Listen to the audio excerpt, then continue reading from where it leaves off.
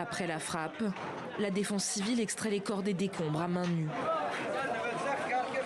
Ce bâtiment a été bombardé et nous sommes venus secourir les martyrs et les blessés. Il y a encore des gens sous les décombres.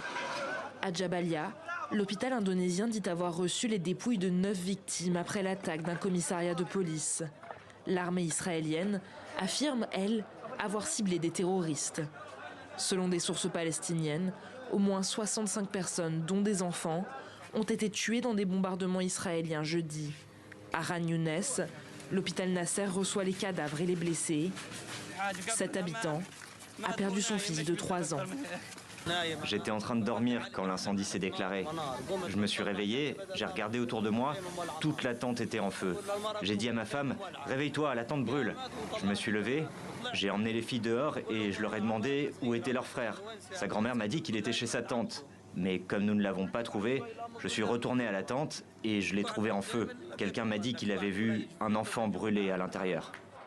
En visite auprès de ses troupes dans la bande de Gaza jeudi, le lieutenant général israélien Eyal Zamir a menacé de lancer une offensive plus vaste si les otages ne sont pas libérés.